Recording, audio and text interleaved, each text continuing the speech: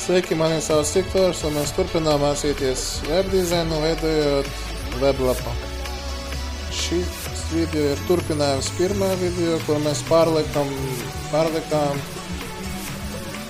visus stilus, kuri tiek piemēroti iekšā elementos ar atribūtu style, tieši kaskāda stila tabula ar nosaukumu style.css. Tad pēdējais, kas bija, tās bija image suffix logo.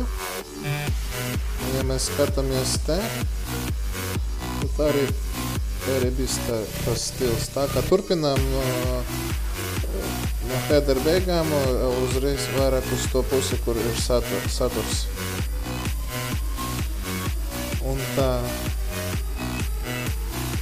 tad mums ir nepieciešams viss papildus, kas ir, to arī pārlikt CSS tabulā.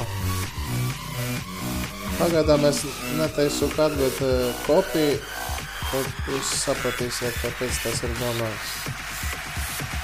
Un tā, šito es kopēju. Vajag izdomāt stilus. Protams, mēs varam mūsu nosaukumus izdomāt, kādi ir nepieciešami.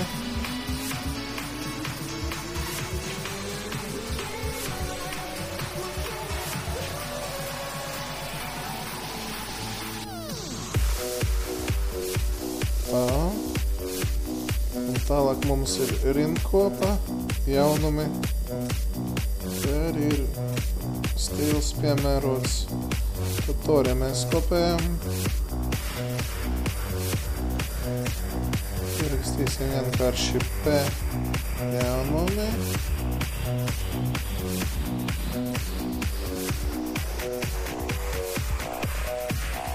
Tā. Neaizmirstam arī mūsu failus saglabāt, lai visas izmaiņas ir. Tā, te ir tie 3 punktiņi. Ja skatāmies te, kur šitie arī ir tie 3 punktiņi.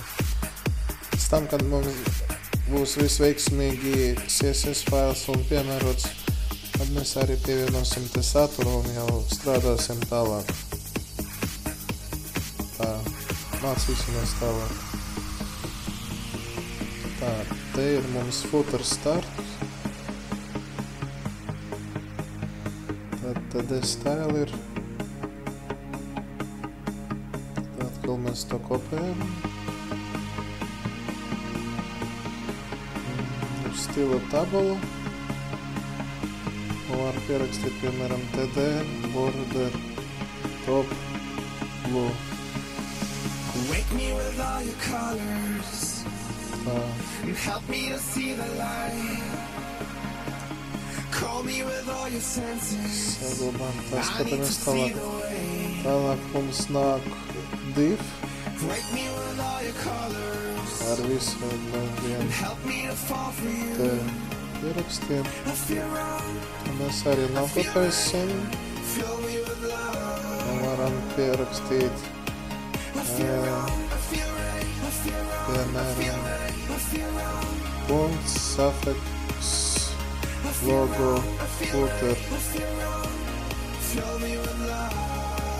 Iekopējam to visu lietu.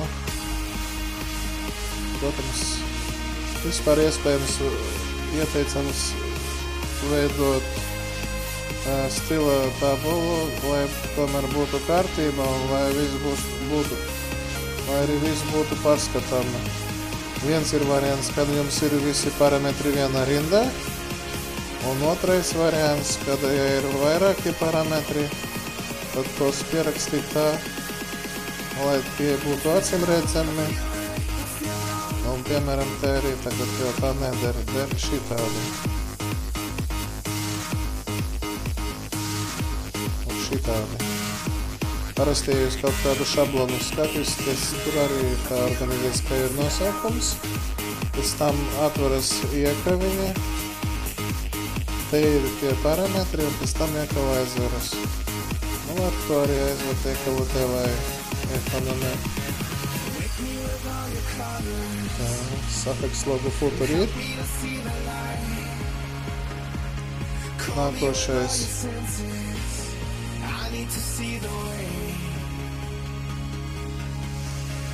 Ir tas pats border 500, mums tas jau ir definēts.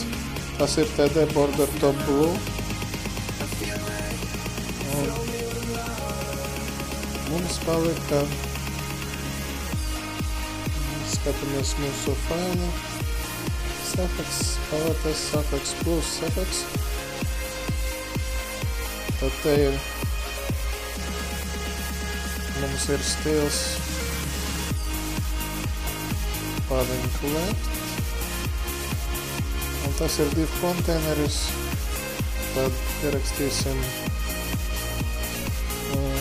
punkts, footer, link, holder.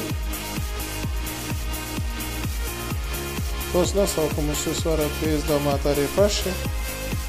Varbūt, ka mēs mācāmies, varbūt tomēr vajag dublēt, ko es rakstu.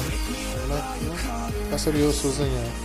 Karīgs ne tāds, cik jūs labi pārzināt CSS.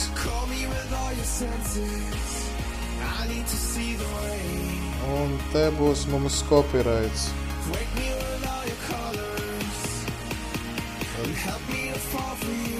Un šajā gadījumā es pat izdaru šitam pēdējiem, mums būs unikāls ID. Nē, arī būtu no teorijas kaut kāds copyright. Te mēs iekopējam to. Jo tas ir unikāls elements, unikāls identifikators. Nu tā. Uz doto brīdi mēs esam,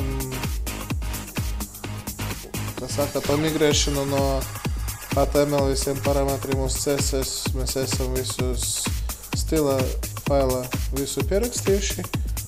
Un nākošajā video mēs jau skatīsimies, kā tos stilus, kuri te ir definēti, kā viņus piemērot. Tā. Labi, paldies par uzmanību. Nākošajā video jau būs vēl interesantāk. Paldies par uzmanību.